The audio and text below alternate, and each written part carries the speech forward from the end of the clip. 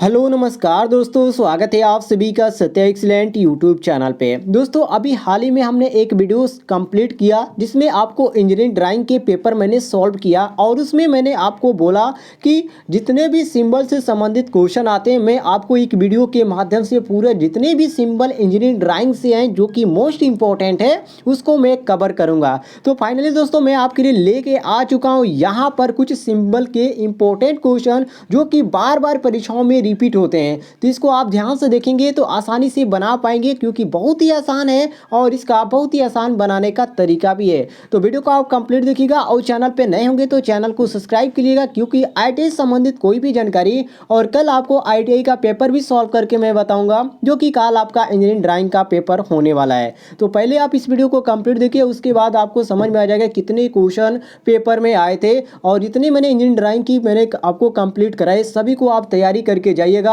आपका मैं कहता हूँ 100% आपका क्वेश्चन पूछेगा क्योंकि मैं आपको 2017 के जितने भी क्वेश्चन पूछे गए थे सारे क्वेश्चन मैं कवर करता जा रहा हूँ, ठीक है। और डेली रात 8 बजे आपकी क्लास भी चलाई जाती है इलेक्ट्रीशियन थ्योरी की, तो 8 बजे से आप क्लास भी ज्वाइन कर लीजिएगा, ठीक है।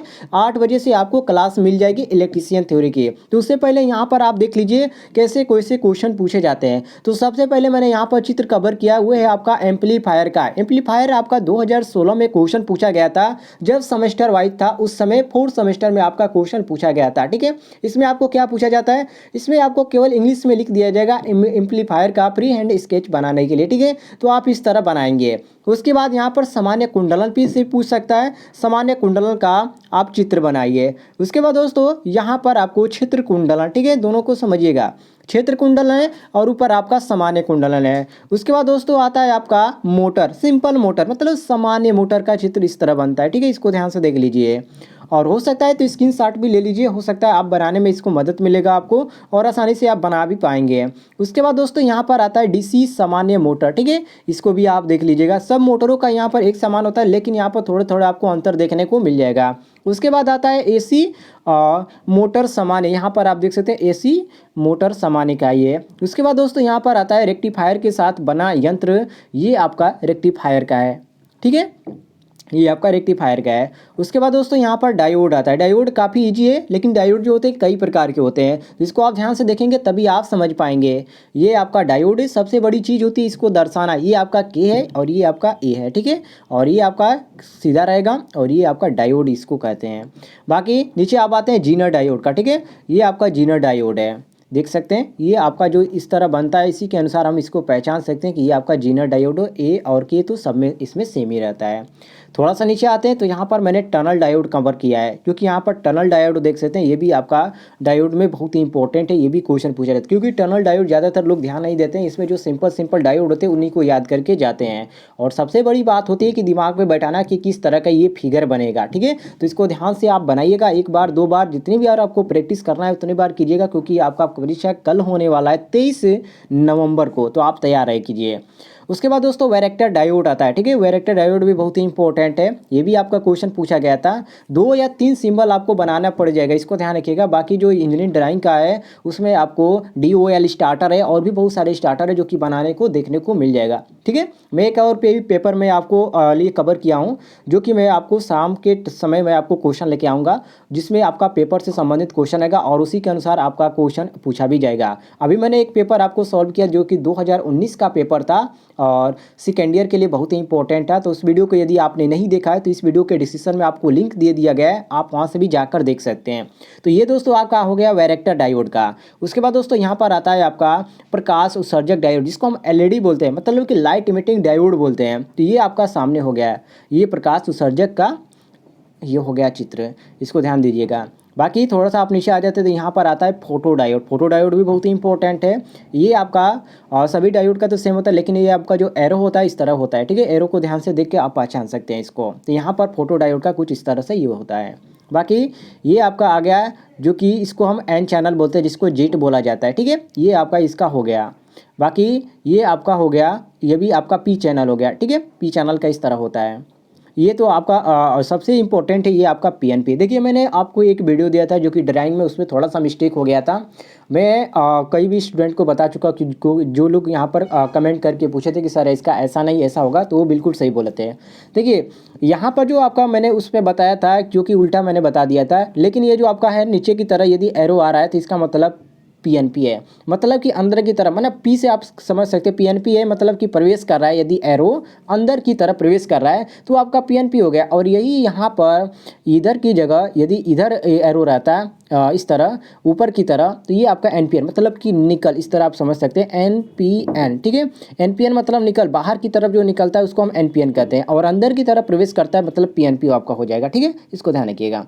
तो इस तरह आसान इसका ट्रिक है याद करने का। और जो कि आपको देख सकते हैं ट्रांजिस्टर का कुछ इस तरह से ही आपका बनता है, तो ट्रांजिस्टर का आप इस तरह बना लीजिएगा। बाकी यहाँ पर आपका आता है, और देख लीजिए यहाँ पर नीचे भी मैंने कवर किया है एनपीएन का। तो एनपीएन का यहाँ पर कैसा होता है, निकल, मतलब कि बाहर की तरह जो निकला रहेगा वो आपका एनपीएन हो जाएगा। तो ये आपका एनपीएन ट्रांजिस्टर हो गया। उसके बाद दोस्तों थोड़ा सा आप नीचे आ जाएंगे तो यहाँ पर एससीआर हो जाएगा, सिलिकॉन कंट्रोल, आपका जो रेक्टिफायर होता है वो आपका हो जाएगा एससीआर। तो यहाँ पर देख सकते हैं उसका इस तरह कुछ यहाँ पर चित्र बनता है, ये भी इम्पोर्टेंट है। उसके बाद यहाँ पर आपका आता है यूनि जंक्शन डायोड, जिसको हम यूजेटी बोलते हैं, ये आपका हो गया यूजेटी का बहुत ही इंपॉर्टेंट है। ये तो बार बार क्वेश्चन पूछा जाता है और ये कई बार रिपीट हुआ है क्वेश्चन। ठीक है, और यहाँ पर आप थोड़ा सा नीचे आ जाएंगे तो यहाँ पर आपको देखने को मिलेगा यू आयरन यंत्र। ये तो ज़्यादा इंपॉर्टेंट नहीं है, लेकिन इसको मैंने कवर किया है, हो सकता है इस बार आपका परीक्षा में पूछ दिया जाए क्योंकि ये सबके दिमाग पे नहीं चढ़ता है। और उसके बाद यहाँ पर आ जाएगा आपका मूविंग कॉइल यंत्र रेक्टिफायर के साथ, ये आप देख सकते हैं कुछ इस तरह इसका चित्र बनता है, ये भी इंपॉर्टेंट है तो इसको भी नोट कर लीजिएगा। उसके बाद दोस्तों यहाँ पर आता है मूविंग कॉइल आप आसानी से बना सकते हैं, कोई भी दिक्कत नहीं है, बहुत ईजी है ये। ठीक है, लेकिन याद रहना चाहिए कि मूविंग कॉइल कैसे बनता है। ठीक है, उसके बाद दोस्तों यहाँ पर आता है लैंप आप सभी लोग बना सकते हैं, लेकिन पक्का मैं बता देता हूँ दोस्तों इस बार लैंप आपका पूछेगा ही पूछेगा, क्योंकि जो लोग 4th सेमेस्टर के स्टूडेंट थे उनसे पूछिए, लैंप उसमें पूछा गया था। और एक वहाँ पे डायोड बनाने के लिए था जो कि एनपीएन और पीएनपी टाइप का बनाने का था, जो उसमें आपका एनपीएन था। ठीक है, एनपीएन आपका इंजीनियरिंग ड्राइंग में पूछा गया था, तो इसको भी ध्यान रखिएगा। और ये आपका लैंप हो गया। उसके बाद यही आपका हो गया स्थिर प्रतिरोध। ठीक है, ये आपका स्थिर प्रतिरोध का कुछ इस तरह यहाँ पर चित्र बनता है। उसके बाद दोस्तों यहाँ पर आ गया स्थिर कैपेसिटर आ गया। कैपेसिटर का तो यहाँ पर उतना ईजी इसका बनता है कि इसको पूछता ही नहीं है, तो फिर भी आप इसको ध्यान रखिएगा कि ये आपका स्थिर कैपेसिटर का है। उसके बाद दोस्तों यहाँ पर अल्टरनेटर भी पूछता है, तो ये आपका अल्टरनेटर का हो गया। बाकी थोड़ा सा आप नीचे आ जाएंगे तो ये आपका ट्रांसफार्मर का आ गया। वैसे दोस्तों ट्रांसफार्मर का ज़्यादा तो रिपीट नहीं हुआ है, लेकिन एक आध दो बार यहाँ पर पूछा भी गया है ट्रांसफार्मर का, तो ट्रांसफार्मर को भी ध्यान रखिएगा। मतलब जितने भी सिंबल मैं आपको दे रहा हूँ इस एक बार इसको ट्राई कीजिएगा घर पे बनाने की, और यदि अच्छा बनता है तो समझ लीजिए आप इसको तैयारी में कर चुके हैं। ठीक है, ये आप ध्यान रखिएगा, ये बहुत ही आसान है। इसमें जो आपका इस तरह ये जो घुमाने की जो प्रक्रिया है ना, इसी में ज़्यादातर लोग गलती करते हैं क्योंकि ये आपका सॉफ्ट बनता नहीं है। ठीक है, इसको आप ध्यान से बनाइएगा। बाकी थोड़ा सा आप नीचे आएंगे तो फ्यूज का तो आप आसानी से बना सकते हैं क्योंकि बहुत ही सिंपल होता है। ठीक है, एक यहाँ पर आयत की तरह बना के बीच में यहाँ पर आपको मार देना है केवल एक रेखा की तरह, ये आपका फ्यूज हो गया।